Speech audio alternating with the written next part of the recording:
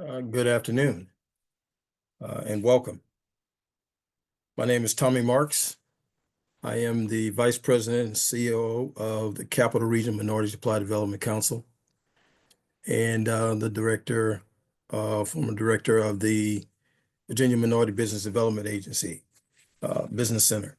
Today, the Capital Region Minority Supply Development Council will provide an update on the first 100 days of the Trump administration and some updates on what is happening in our industry community.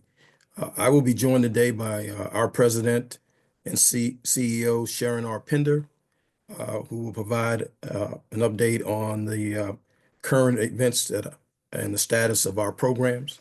And that will be followed by an update from me on the Trump's administration's first 100 days uh, and impacts and opportunities.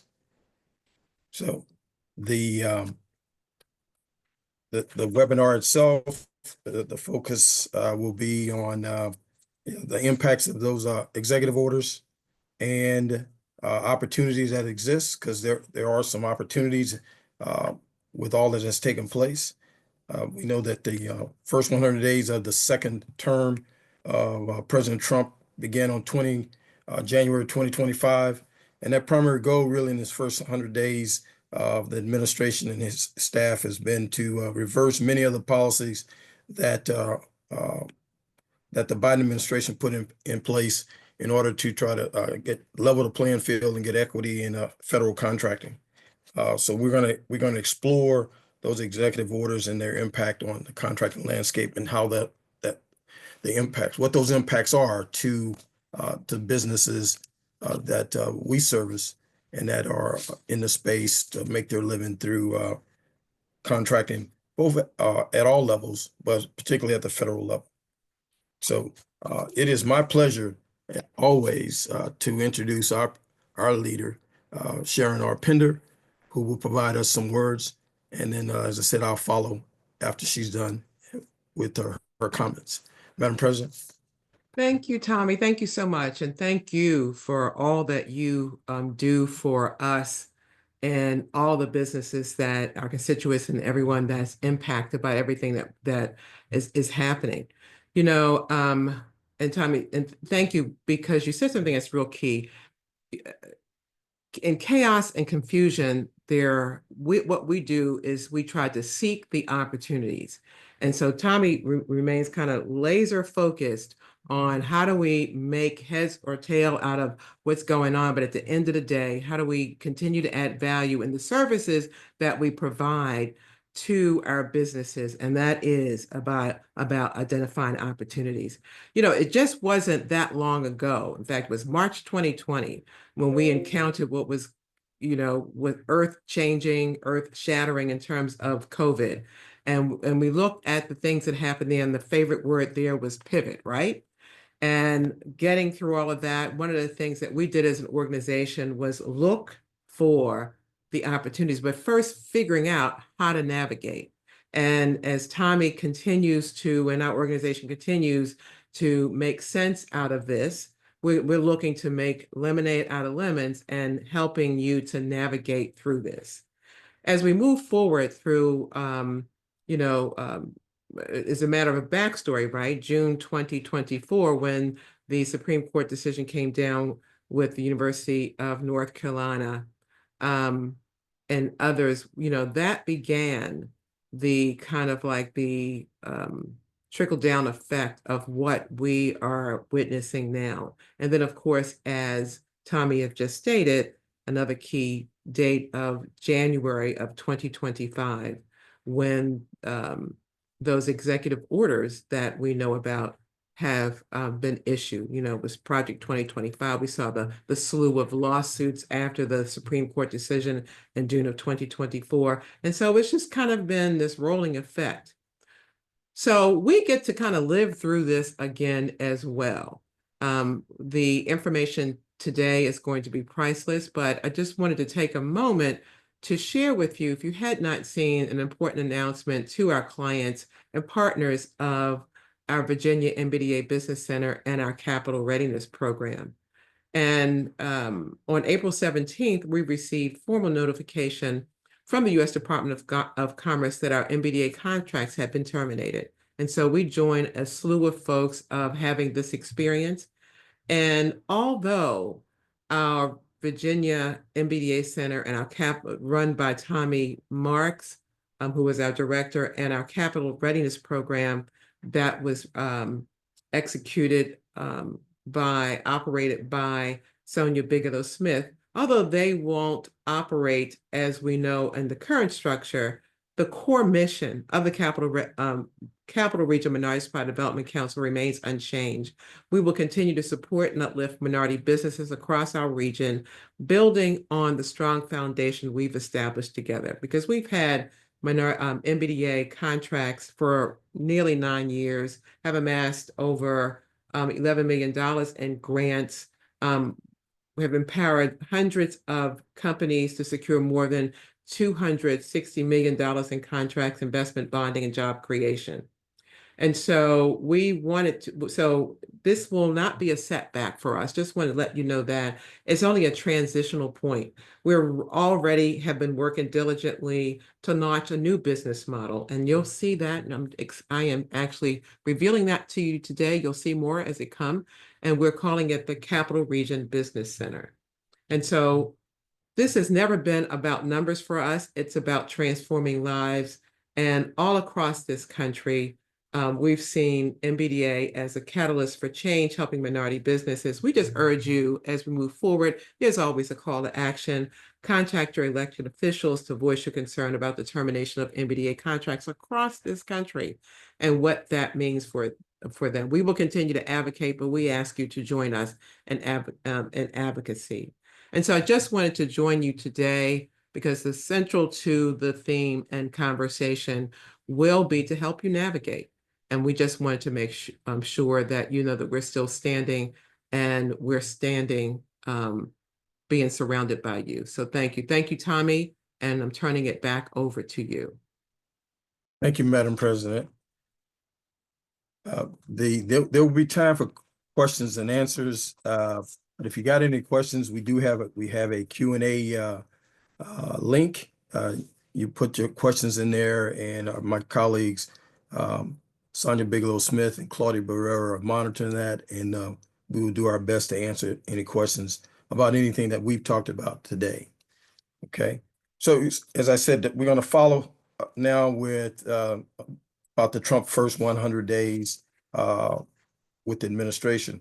And I want to lead in by stating up front, number one, this information comes from GovWin, from Deltec, through their GovWin arm. And so you'll be in our resource section. These slides are hung there, and you can download them. If you registered, if you have some issues, we'll be able to email them out to you when we're done.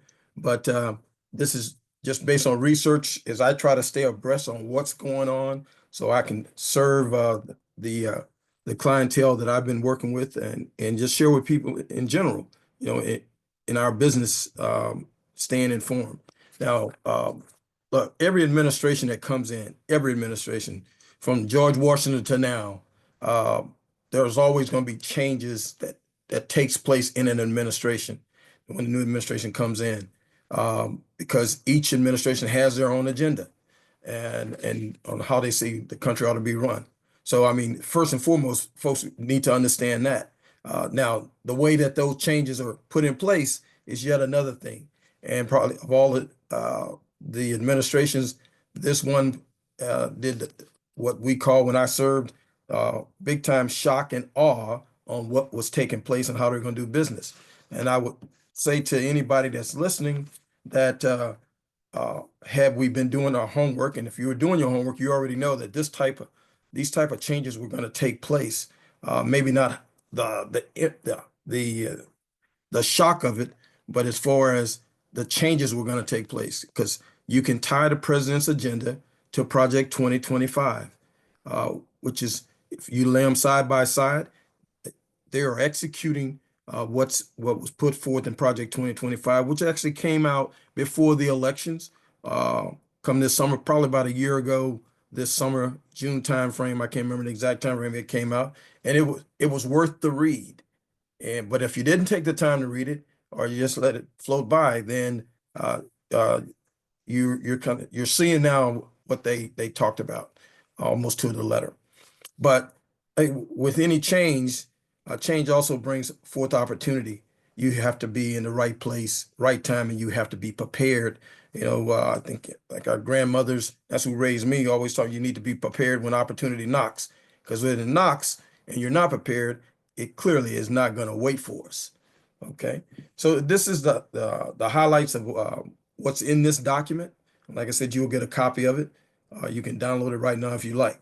But there were over 200. You can go to the next slide.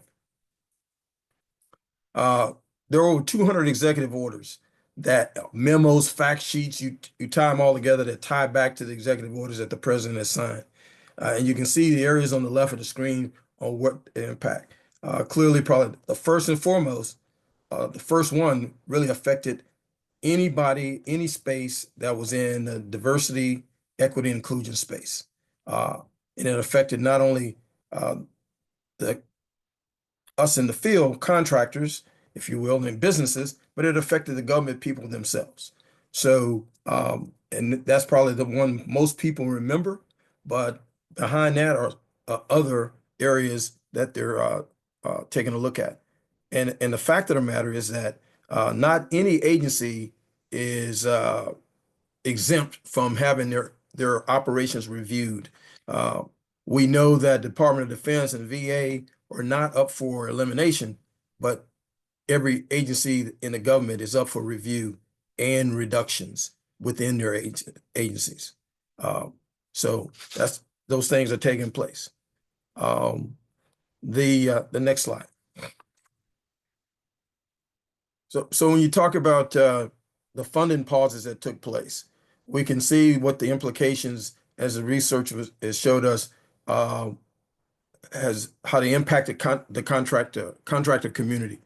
Most of those programs, memos that went out were rescinded, but the impact already had taken place, and uh, like a ship on the sea, it's hard to turn that ship, right? So even though the pauses were lifted and injunctions are put in place, uh, they've not been very fast for some of the things to be reversed. And so again, but each one of us as a company has to know where we are and what we and how we prepare ourselves. Uh, so what I'll tell you, the last bullet on this slide talks about USAID. And if anybody's been downtown by the Reagan building across from Department of Commerce, you know that they took the sign off the building that told us where USAID was, and that has gone away. Well, if you don't remember anything that I talk about today, with all of the stuff in that's taken place with folks being laid off, contracts being terminated, here's what has not happened. None of the government mission requirements have been eliminated as of we speak today. So you take USAID.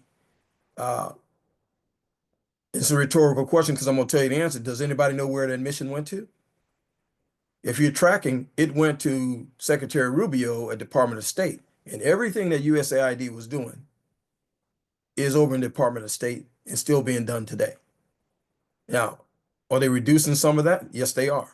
But the mission, the core mission is still there where we are providing aid overseas. So if you're still in that space, understand where it is today. It's in the Department of the Department of State. Yeah. Next chart.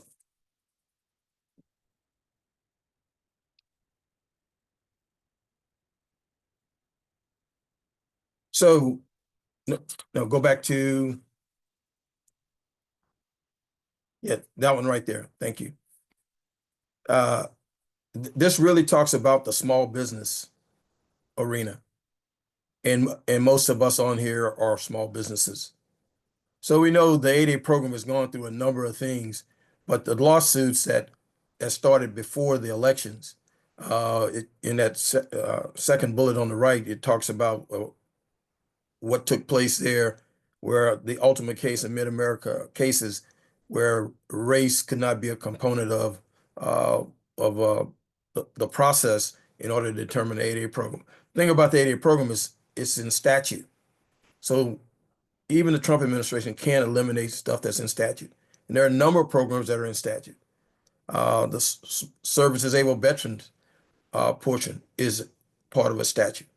Now, can they, on the right-hand side, can they reduce some things? The answer is yes, because when they first put out the executive orders, where they were just chopping folks at the knees, and then the injunction went in place. If you read the new executive orders that come out, it immediately talks about in the initial paragraphs that to eliminate all non-statutory, not mandatory, non-statutory requirements from a program. And a number of programs that have been established by Congress do, as they evolve, have, in order for it to make them function and do their mission, uh, have non-statutory requirements which fall into policy and regulations. So they are reviewing those intensely and reducing those to the point that we're um, they talk about personnel that an office will only be managed by the minimum personnel in MBDA, which on the 14th of March received their executive order to reduce their workforce. A week later, that workforce was reduced to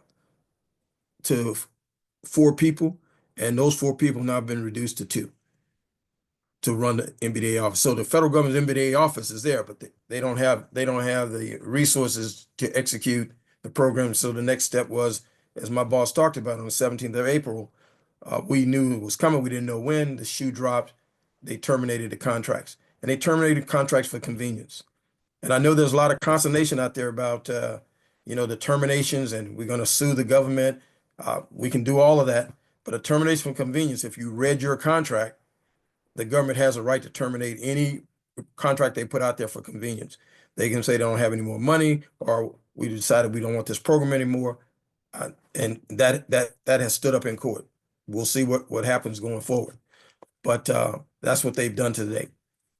But the 8A program still exists. I know I've gotten calls about what's going to happen with it. We don't know what it's going to look like come September, but SBA is still operating the 8A program. Next chart. This is the revised small business targets, because there's talk on the street that small business SBA is going away, small business is going away. Well, SBA was codified in law in 1953. Are they reducing staff? Yes, they are. Are they going away? No, they're not. One of the first things the president did was um, on the 20th of January, revoke the President Biden had increased the small disadvantaged business goal to 15%, which was giving more slice of that pie, um, which was 10% above the statutory requirement of 5%. So Trump administration came in and they revoked that, and they took it back to 5%. So early indications, well, not indications, early talk was, well, they eliminated the programs, they're going away. No, what you see on this chart, the government still has to do, and they're still working toward in those categories. And those are all set in law by Congress and signed into law um, by the president. Right. So opportunities are still there. Trade policy. I'm not a tariff guru. We all know, if you're watching the news, the higher the tariffs, the more increases we get at home in prices of goods and services, for that matter. And so, but that it is hurting small businesses, and the administration is well aware of that. So your voice is through your congressman or senator. I would say to you, you want to contact them and talk about how that's affecting you in your community. Next chart.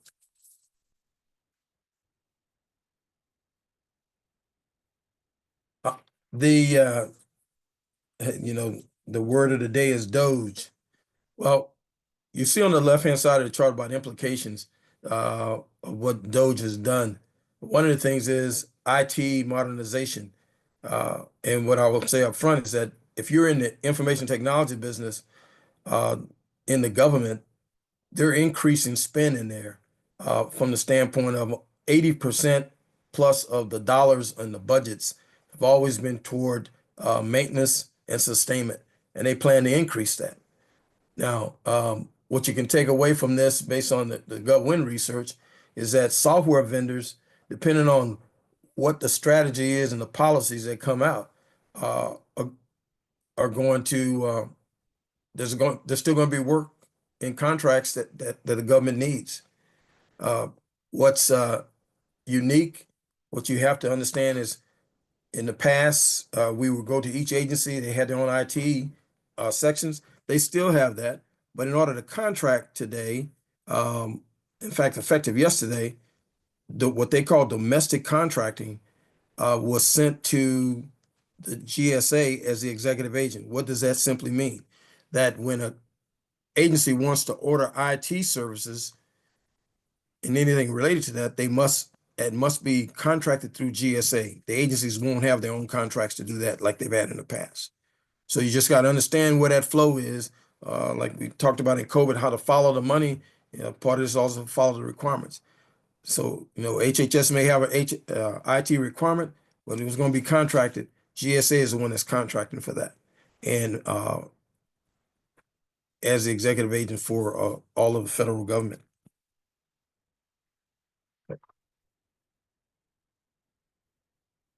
The I say, what does the workforce have to do with us in our business? Well, it has a lot to do with it because we know a lot of work that's being done or have been done in the past with the government is contracted out, and so because they don't have the staff in order to man all the requirements.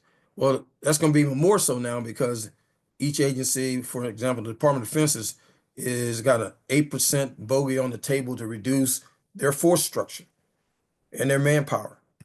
But it's like the teacher tapping their foot, and I'm knocking on my desk. Remember, no mission requirements have been eliminated as of today, so they still got to get that work done. And I'm able to talk with folks that are still in that haven't been sent home on admin leave, but all those folks that are on admin leave, most of them are not coming back. But that the mission work is still there, and it has to be done by those agencies and organizations. So there will be some contract opportunity for personnel staffing with specialties that where they need them. Uh, but you got to be in position to be ready. Which brings me back to the domestic, the GSA being the executive agent for contracting. Uh, what that means also is that you need to have a schedule. And if you already have schedules with GSA, then I mean you're prepared now to compete. If you don't have one, you've got to get a schedule, or you got to team with somebody that has schedules. Where, especially in the small business community, I used to tell people when I was serving as the Army Small Business Director, uh, we got capability and capacity. Uh, you walk through my door, your capability never was that question really. Uh, I trust that you can do what you say you can do. The capacity based on the contract requirements is where it comes in. And so there was a time when the government didn't allow small businesses really to team together to even answer an RFI. Well, we know that's changed. So, hey, uh, teaming is great, is good, and partnering. So you can't do it by yourself, and you gotta try to share it. So to build capacity, because the way they're going, we've already been fought in the arena of category management, which shrunk the field of available contracts directly to small businesses. Uh, this is going to do some even more when GSA is where the contracting authority is for those like items like IT. So if you don't have a GSA schedule, you want to research it and get yourself one or find your partner. Otherwise, you will be left out in the cold, in my opinion. Next chart. I talked about this already. top bullet, USAID, if you were doing business with them, and you lost a bubble on them, that work is in State Department. Okay. Department of Education, it's on the block to be eliminated. It's also supported by statute. So, they reduced the workforce. You can see the bottom bullet. If you got family in college and student aid, all that stuff is still alive and well. It's over in SBA is where most of it was sent, especially anything tied to the student loans and student aid section. SBA has that now. Although they too are being reduced, but they're not going away. Okay. Next chart. You can read about Doge. Next chart. And this chart shows you the number of terminations that were guided by Doge, and in the categories where if you were in the consulting business, big hit, you can see the light blue bar was about what took place uh, in the first uh, couple of weeks, and then what has taken place, the dark blue, the total has taken place since January 20th through March the 6th. And you see the different categories. They are screening big time, the training. There's still requirements for training in HR, but they're screening them if it has anything to do with mention of DEI, they're kicking it out. The next chart. It's just their dashboard still showing that, the percentage of the hits that took consulting, 26% consulting contracts were eliminated. Okay.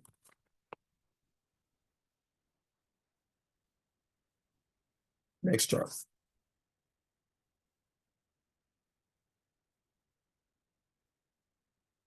You can go to the next one.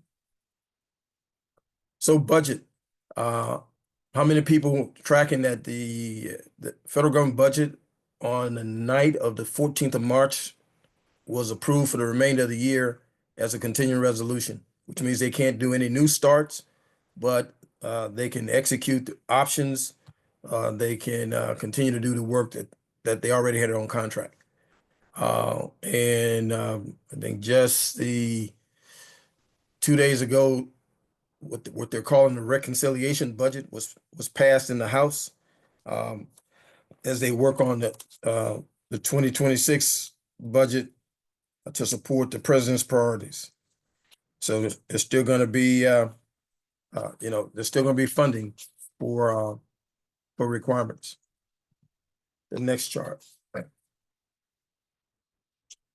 So what this shows is the information technology market opportunities.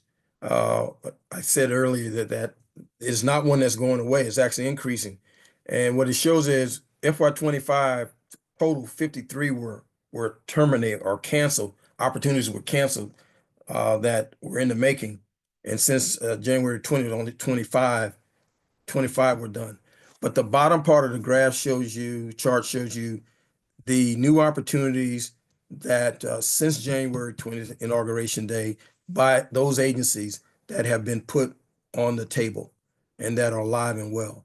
And when you add the totals up, it's 85 total since January 20th that agencies have created opportunities. Now, I'd be the first to tell you it's slow because even they either have paused what they're doing, and not just with IT, but across the board in other areas. But they're still doing contracting, not as fast as it was in the past, and it was slow then. But those agencies are still open for business. It's just a matter of uh, how they can proceed. One of the things that has happened internally, uh, approvals that were normally at maybe 3 levels from the top are now at the top. So it's taken that most of us in the business know about procurement lead time. So now that procurement lead time is been stretched out, even though they're talking about streamlining acquisition, because it cannot be approved at, let's say, even at the first SES level, it's got to go to the top of the agency. So those are types of things that are slowing stuff down as the government works through what they're doing. And so it's all being scrutinized. Okay. Next chart. So some things to watch. Go back one, please. Thank you. You want to watch the pace and the focus of the termination, the modification of the contracts. What I've learned to date is if it's a mission-focused contract for that agency's mission, as long as it doesn't address anything to do with equity, then that contract will be let, and so that they can do their mission requirements. Um, I think we all listened to part of the news where the workforce has to come back to work. A lot of times contractors want to know how does that affect me? Everything that affects the federal government employee affects the contract workforce, because that's the only reason we're able to survive it with a contract in the federal side of the house is we're supporting them. And so what the federal government has done, even with those organizations or people that were hired remotely by the initial offer, they are having them come back to the nearest government facility they can work in and not work remote from their homes. And so those same things will apply to the contractor workforce employed contracted by the government. And so if your company has those types of contracts and your people on site, but they were working remotely because the government's working remotely, you're either going back remotely or you won't have a contract. So, and that is what this administration has put forward. And by the way, the Biden administration was working toward the same thing. Just number of lawsuits slowed them down. Okay, let's see what's else on here. It talked about, go back, please. Talked about the continuing resolution and the budgets. Okay. Remember, all the folks that have taken the RIF plans, two things are happening with that. Some of those positions are being eliminated, so the government won't have those anymore, but not all of them are, and there's still certain agencies are still able to hire. They're not hiring, they're contracting out that work. You just got to do your research. Okay, next chart. Recommendations. Look, unless you've gotten a letter from, and folks ask this based on all the shrapnel that's being thrown around, unless you've gotten a letter from an official from the government, and you're on contract, you should continue to do your work and do it diligently because you're still being graded. Review your contract for your terms. Again, I say termination for convenience. That's the government's tool that they can stop a contract anytime they want. It's like being an employee and you're at will. And that's really what that is. So you want to continue to do your work so you're not terminated for default, because that's ugly on our side of the fence. Okay. Look, Doge is here. What I say to folks is, hey, get past all the craziness, figure out when the smoke clears what the opportunities are, make sure you are prepared to do the work and go and execute. And live to fight another day. As simple as that from where I sit. Because there will be another administration in the next 4 years. Don't know who it's going to be, but we can expect there'll be some changes there too. So a lot of executive orders. And I'm not telling anybody I read them all, and I don't, but those that apply to us is the ones I'm focusing on. and then try to cross-reference because they may put out a different one, but then there's some, there's some blowback on on what we do. So try to limit the distractions in this world. That's not easy. It wasn't easy before this took place. It's just even harder now. Um, and understand that all the agencies, they had this month to do their restructure plans and provide them back to the leadership. And that's all taking place across every single agency in the federal government. And so we'll see what that all plays out to be. Uh, okay, I will stop flapping my lips and open the floor for any questions that you may have. Just my take on the world. So we have one question here. It was mentioned in a new executive order that agencies will be able to go directly to IT commodity procurement to vendors directly and not through resellers, which affects our small business value-added resellers. Yes, I haven't read all that in its entirety, but the um,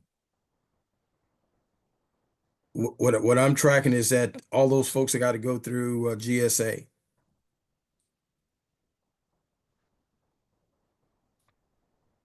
But We have you're another, absolutely correct. If they don't allow reselling, because that's where a lot of folks make their money, to include the big guys that are actually the sellers, there's going to be a negative impact on the community.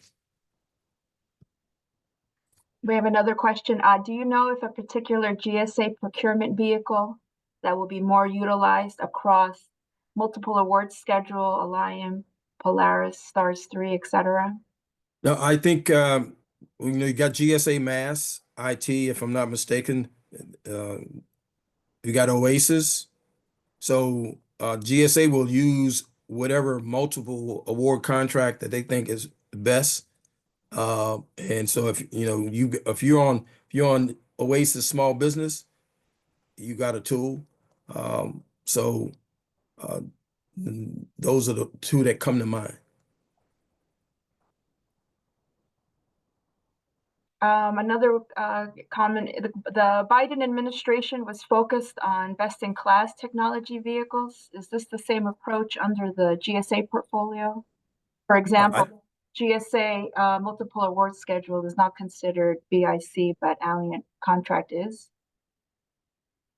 Well, see, the best in class was actually two administrations, right? Best in class came out of the Trump administration, and the Biden administration kept it going. So I think as they move contracting authority to GSA, based on the guidance that they've gotten from the administration, will look at all. I don't think best in class is going to go away. Let me put it that way, because it's a multiple award. It's also a multiple award, vehicle. The question is whether or not if and I don't know this answer. So if GSA was the one that put did you say Alliant? Yes. I don't know if GSA put that together. If they didn't and it was done by an agency, it's not necessarily going to go away because they've already been teaming and partnering as agencies on vehicles. If that makes sense. Okay, another question. How do we track the agency procurement forecast moving forward, as some existing procurement opportunities has been canceled or paused? And are Okay, so agencies updating their procurement forecasts if they have new immediate directives? okay, first of all, agency forecast, I have not read anything that agency forecast will go away, right? So each agency is still responsible for their own forecast. And then it's the contract execution when that requirement has to be put on contract that GSA has. Number one, to be clear. Number two, based on based on the workforce reduction, for example, um, the forecast HHS has nobody in their small business office anymore, right? It's been reduced drastically, down to just, from what I understand, down to just the SES that runs the office. So the forecast will normally a collaboration between the contracting office and the small business folks and the program folks in order to maintain it. And most of the forecasts are maintained on the small business site. So a lot of the agencies, their small business offices have been stripped as we knew them. So based on that, they're not being updated currently as we speak on this webinar. And it's going to probably be a minute. With regard to the multiple award schedule contracts residing at GSA, someone has a FSS contract with the VA for medical supplies. Do you know if the multiple award schedule contracts for these more specialized items will shift to GSA? As I read the directive, it is those, I don't think medical was included in there. When you look at the agencies that were exempt, if you will, DOD and VA still maintain their own contracting authority, which means they'll still be doing contracting. Uh, Maybe not like we knew it, but they still have contracting authority. But so that's the best that I know. So is the provision for set-asides, women and veteran-owned business still there, especially with the executive order on reshaping the FAR? So in reshaping the FAR, like all the others, it's to reduce and eliminate non-statutory requirements. If it's a statutory requirement, we expect this to going to be in the FAR in some shape or form. It can't be thrown out. And you speak about the OSDBU function. Is it the same thought process where they may have the OSDBU, however, scale back staff? Well, I just stated, I think that the OSBU office at HHS, the people are gone. Only person there is the SES. The VA OSBU office, the OSBU's there. I know him personally. His staff is not the same size it used to be, but what was eliminated was tied back to DEI, specialty programs that will focus on women. VA had a outstanding program focused on women. That program's gone. But what I call the operational contracting in small business, VA still has some people there. How many I don't know. HHS I know has no one in their office. What are your So it thoughts? varies with agencies. What are your thoughts on the NASA STOOP? I don't know if I'm saying that correctly.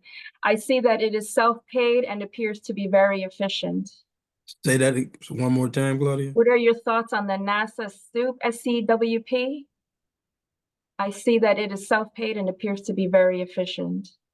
So again, that goes back to like Alliant, NASA SOUP is an agency multiple award vehicle that has been used by all agencies or various agencies, I should say, right? And it's a pay for play. Oasis is the same way because the Army, when I was in it, we started using Oasis, and you know it's like a service fee to pay for the VA, not the VA, the GSA workers that are doing the contracting on your behalf. So, but yeah, NASA Soup's also one of those BICs. I could be wrong, but I don't see it going away anytime soon. What about Seaport? Do you know anything about that? As I know, with the Navy and DoD, Seaport Next Gen is still going to be around.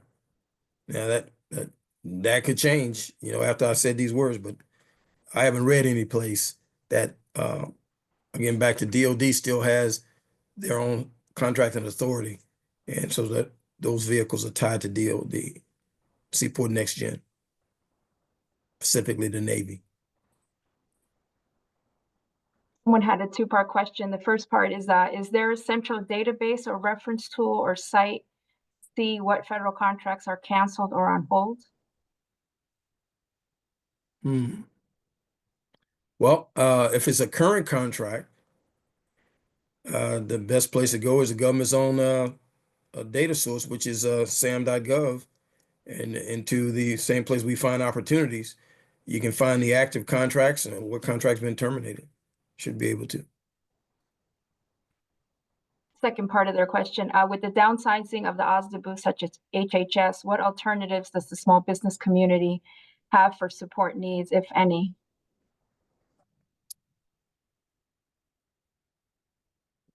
Don't know. And the reason I don't know what HHS plans to do. I hadn't had a chance to talk with uh, Shannon Jackson, who was the head of their program there, but their contracting folks, um, also, they're still, some of those folks are still active, but I don't know what their plan is. Part of it because again, I mentioned earlier that every agency they owed back to the administration through OMB, the Office of Management and Budget, uh, their restructure plans and what they need.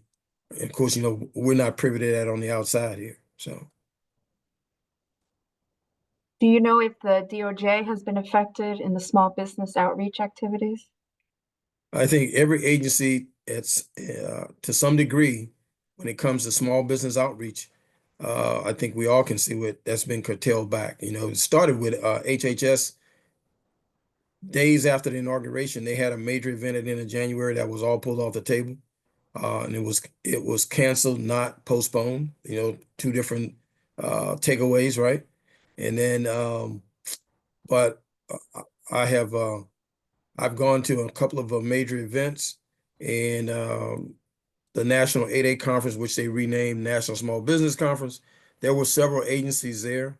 Um, uh, those that had signed up, uh, there were several that didn't show up. And that was the same thing here. We just participated in 2 weeks ago what they call the Government Procurement Conference, which is industry led, and most, probably I'd say half of the booths that had been committed to by the government were not filled, but there were government agencies there doing matchmaking, which included DOD, Department of Energy had some folks there, and several others. So it depends on what it ultimately it depends on the leadership that comes in, and I'm talking about the political leadership that has been appointed by the president to go in and work his agenda, what they've allowed agencies to do. So, in fact, the Navy was at the Navy small business director was at the government procurement conference 2 weeks ago, and she and I had a conversation. So, it just depends on the agency. How does DEI become eliminated, but the socioeconomic business continue to still reside set-asides? What separates DEI from set-aside awards? And DEI is not statutory. The socioeconomic categories on the small business thing, you go back to the SBA, which are codified in law, and there's laws that support those socioeconomic categories that were established for women-owned businesses, hub zone, service-disabled veterans, small disadvantaged business. That's the difference. Even with MBDA, which was codified in law in 2021, uh, it still exists with the minimum operational, they consider to date about 2 people.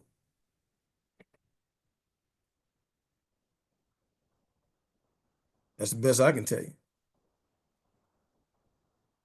What happens to the CRMSDC certification? A CRMSDC certification has never, ever been tied to the federal government. It's a private certification for a private organization that's a nonprofit, that's a part of a National Minority Supply Development Council with 23 affiliates across the United States. And so and it's supported by corporate America. And so we continue to work with corporate America, those in corporate America that want to work with us and that want their supply chains to be diversified. We continue to do our business as my boss did. I mean, she essentially said we're open for business, and we are. Our corporations, those that uh, believe in supply diversity, are still doing what they do. Now, some names may change, but their mission profile to have a diverse supply chain is still there, and that's what we do in Capital Region to help ensure that can take place. So, but it's not a federally mandated thing. It's not tied to the federal government at all. Hopefully that answers your question. Someone said, I hate to beat a dead horse, but is the Beat it, OSDBU beat it. Go ahead. statutory? Say again. Is the OSDBU statutory? Wow, that's a great question. Haven't been I wasn't an OSDBU. I was a director of small business. DOD has to be different. And the answer to that is yes, it is. So the Small Business Directors / OSDBUs was codified in law many, many years ago, and with a direct report to the head of their agency or who he delegates that to, which is normally his number two. So yes, it is. That's why at HHS you still got an OSDBU. You might not have a staff, but you got an OSDBU. I mean, that may sound crazy, right? But they didn't eliminate the small business office. Shannon Jackson just got a lot of work to do. What are your thoughts on the HBCU executive order?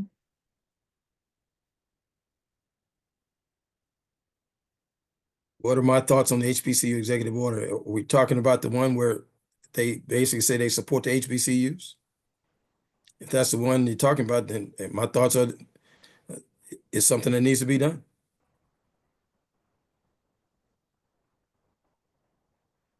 Have you seen many corporations roll back supplier diversity programs? Say again?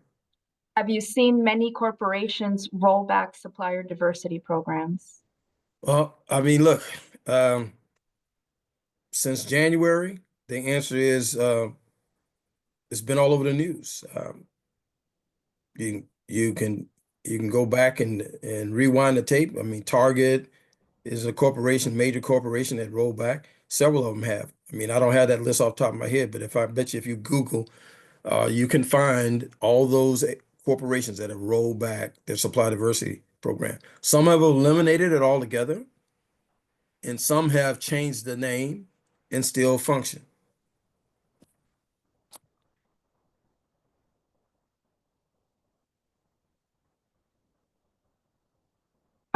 It looks like I think that's all that we have. Someone shared a link for the list of federal contract cancellations, and I'll put that in the chat. All right. Well, look, I think everybody that showed up and stayed. I'm not the smartest guy in the world. Just want to share some information that that is interesting and relevant to what we do in our business and how it impacts us all. But there are opportunities. So it's not all doom and gloom, but you got to be in the right place, right time, and be prepared. Um, if you got any questions after this is over, again, it's just my research and personal readings on what's happening in the world, and thought it was important to share. Um, other than that, you can reach us at Capital Region, and my email address there is tommy.marks@CRSM. I can't even spell today. CRSM, oh goodness. CRMSDC.org. Capital Region Minority Supply Development Council.org. Okay.